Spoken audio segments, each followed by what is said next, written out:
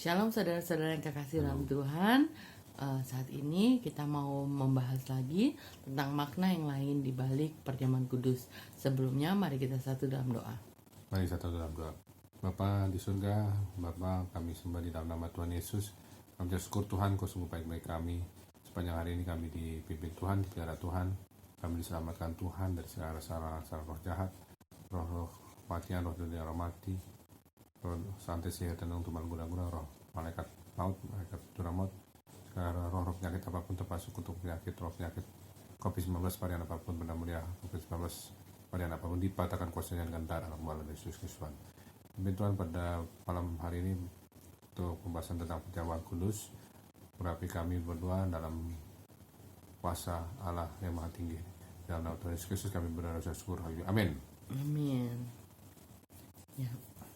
Ya, kita membahas tentang perjamuan kudus. Kita baca dulu di Yohanes 6 ayat 54. Yohanes 6 ayat 54. Barang siapa makan dagingku dan minum darahku, ia mempunyai hidup yang kekal dan aku akan membangkitkan dia pada akhir zaman.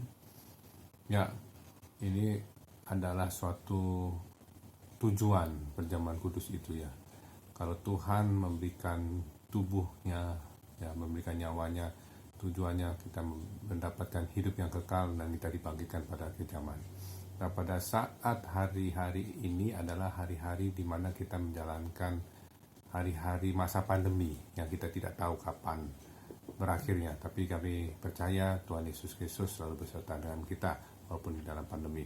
Nah, ketika kita menyadari, mempercayai bahwa Tuhan Yesus Kristus pencipta kita yang makan tubuh Kristus dan darah Kristus tetap diberikan hidup yang kekal, dan Tuhan terus akan menyertai kita dan akan membangkitkan kita pada akhir zaman. Artinya kita mengalami rapture-nya Tuhan, terangkat bersama-sama orang-orang pilihan kudusnya, terangkat ke surga seperti Henok dan Nabi Elia. Sekarang kita buka Yakobus 1 ayat 12 sampai 15. Yakobus 1 12 ayat 12 sampai 15. Pengujian dan pencobaan. Ya. Berbahagialah orang yang bertahan dalam pencobaan, sebab apabila ia sudah tahan uji, ia akan menerima mahkota kehidupan yang dijanjikan Allah kepada barang siapa yang mengasihi dia. Ya, tentu ayat 12 dulu, kita satu-satu dulu ya bahasnya ya. Kalau kita melihat ayat ini, kita berbahagialah orang yang bertahan ya pada masa pencobaan supaya tahan uji. Kita lihat ya, Tuhan Yesus Kristus itu berbahagia ya ketika dia lahir menjadi manusia, dan dia sangat senang dengan gelar anak manusia, karena dengan itu dia bisa merasakan menjadi seperti manusia itu bagaimana sih gitu. Dan selama menjadi manusia mengalami banyak pencobaan itu artinya tantangan, tekanan untuk supaya kita ini melakukan suatu kesalahan. Tapi nyatanya Tuhan Yesus Kristus walaupun dapat tantangan apapun, tidak terdapat dosa, tidak terdapat kesalahan dari dirinya. Nah, itulah yang Tuhan Yesus Kristus mau memberikan impartasi ke karakter ilahinya waktu jadi manusia, supaya dalam segala tantangan pencobaan kita bisa melewatinya, kita bisa bertahan dan tahan uji. Ada kata tahan uji. Tahan uji ini artinya apa? Bahwa kita mengalami ujian demi ujian, itu kita tetap bertahan. Jadi kalau kita makan tubuh Kristus dan minum darah Kristus itu, kita diberikan roh tahan uji. Roh tahan uji itu adalah endurance spirit. Dan itu bukan kita yang punya, tapi punya Tuhan. Kenapa ada roh tahan uji? Karena kita melihat bahwa pencobaan-pencobaan ini bukan berasal dari Allah. Coba baca ayat 13-nya deh. Apabila seorang dicobai, janganlah ia berkata, pencobaan ini datang dari Allah. Sebab Allah tidak dapat dicobai oleh yang jahat, dan ia sendiri tidak mencobai siapapun. Tetapi tiap-tiap orang dicobai oleh keinginannya sendiri, karena ia diseret dan dipikat olehnya. Jadi percobaan itu bukan berasal dari Allah ya. Sekali lagi ini firman Tuhan jelas bahwa percobaan itu tidak berasal dari Allah. Karena percobaan itu sebenarnya bukan dari Allah, dari iblis, setan ya. Kenapa? Karena Allah itu tidak bisa dicobai dan dia tidak mencobai. Karena Allah itu maha kuasa. Siapa yang bisa mencobai Allah? Nggak bisa ya. Dan dia tidak mencobai siapapun karena dia mengasihi kita. Dia ingin kita tuh selamat, tidak binasa, tidak terhilang.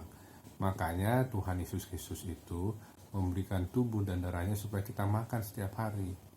Supaya apa? Supaya kita mengerti bahwa kalau ada hari pencobaan seperti ini, hari-hari pencobaan sama pandemi ini, kita disertai Tuhan. Ya, tandanya disertai Tuhan adalah kita makan tubuh Kristus dan minum darah Kristus. Ada kuasa penyertaan Tuhan, yaitu kuasa roh bertahan itu, in the spirit. Ya, supaya apa? Supaya kita bertahan, tidak berbuat dosa, tidak jatuh ke dalam kedagingan, tidak jatuh ke dalam keduniawian. Karena kalau orang sudah lihat pandemi ini ya, pencobaan, banyak kan orang-orang yang jatuh dalam kedagingan, hawa nafsu, maunya serakah ya, atau kesombongan, keduniawian, dosa lagi. Ya bisa aja kita lihat orang-orang yang pencobaan ini nggak tahan uji sehingga mereka murtad, meninggalkan Tuhan, lari ke obat-obatan terlarang, lari mungkin depresi, bunuh diri, mungkin seperti itu ya. Ya coba lanjut lagi. Ayat 15, dan apabila keinginan itu telah dibuahi, ia melahirkan dosa, dan apabila dosa itu sudah matang, ia melahirkan maut. Nah itu dia. Pencobaan itu datang karena ada keinginan-keinginan manusia. Pasti keinginan-keinginannya bersifat kedagingan dan hawa nafsu, dan juga duniawi dan dosa. Tapi kalau ketika makan tubuh Kristus dan minum darah Kristus, tubuh Kristus dan darah Kristus itu firman ya, menjadi daging.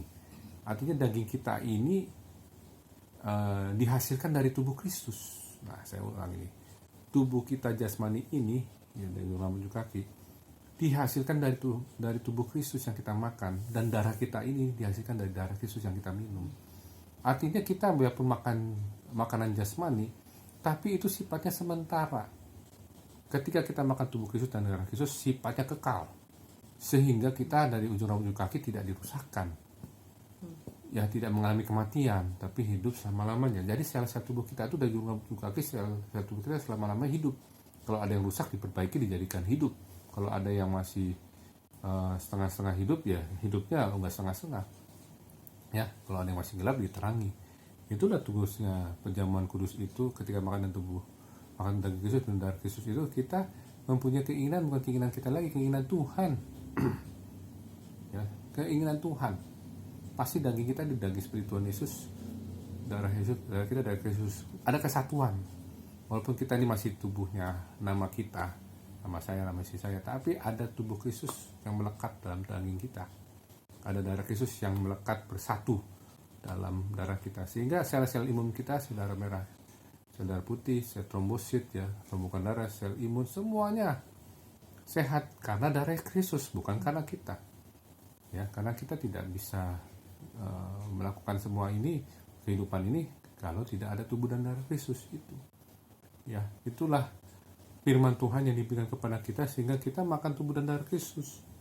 Dan di situ ada roh Yesus, Roh Kudus yang bertata di hati kita. Itulah yang kita alami. Ya, mungkin seperti itu. Jadi kita sadari bahwa kita makan tubuh Kristus dan minum darah Kristus. Saya ulangi, tubuh kita adalah bersatu dengan tubuh Kristus, darah kita bersatu dengan Kristus. Kita diberikan ada roh tahan uji, endurance spirit, ya, sehingga kita dalam menjalankan kehidupan ya bertahan, ya, roh tahan uji, dan juga keinginan-keinginan daging kita, hawa nafsu, keinginan duniawi, dosa tidak ada lagi. Yang ada keinginan Tuhan. Makanya Tuhan itu memakai kita menjadi alat pilihan baginya. Amin. Kita bersatu dalam doa. Bapa di surga, terima kasih Tuhan, Kau sungguh baik Roh Kudus, karena kami percaya Tuhan, Roh Kudus Tuhan kami diberikan rema firman Tuhan ini.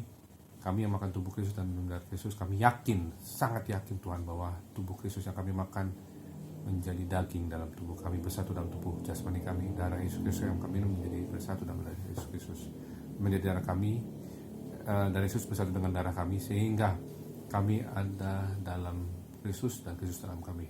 Kami adalah satu bersama Kristus, Kristus bersama kami. Dan ini juga Tuhan kami lakukan karena kami percaya di dalam hari pandemi ini, pencobaan ini sampai hari kedatangan Tuhan, kami diberikan roh tahan uji, in the spirit, sehingga kami Tuhan bisa berbahagia dalam menjalankan hari-hari pencobaan ini. Karena firman-Mu berkata di Yakobus 1 ayat 12, berbahagialah orang yang bertahan di dalam masa pencobaan. Terima kasih Tuhan, karena pencobaan ini kami sudah mendapat firman-Mu bukan pencobaan dari Allah. Dan kami percaya Tuhan, pencobaan-pencobaan ini Tuhan Engkau sertai kami setiap hari, dan kami tetap dalam kekuatan Tuhan, kesehatan Tuhan, perlindungan darah anak kembali Yesus Kristus. Kami tetap hidup selama-lamanya karena kami memakai tubuh Kristus, darah Kristus, ada janji hidup selama-lamanya, hidup kekal bersama-sama Tuhan Yesus Kristus. Terima kasih Bapa, terima kasih Tuhan Yesus, terima kasih Roh Kudus. Biarlah keinginan kami adalah keinginan Tuhan, keinginan ilahi, bukan keinginan daging, hawa nafsu, dunia, atau dosa lagi. Dan kami tidak mau berbuat dosa lagi, tidak mau melakukan keinginan duniawi, keinginan daging. Kami serahkan kepada keinginan Roh Kudus saja untuk dikhususkan kami yang mendengarkan firman Tuhan ini, supaya kami menjalankan apa yang Tuhan tugaskan kepada kami. Terima kasih Bapa, di dalam nama Tuhan Yesus Kristus kami berdoa dan syukur. Amin. Demikianlah pada saat malam hari ini. Nanti kita akan lanjutkan lagi makna perjamuan kudus dalam podcast berikutnya. Tuhan Yesus memberkati. Shalom. Shalom.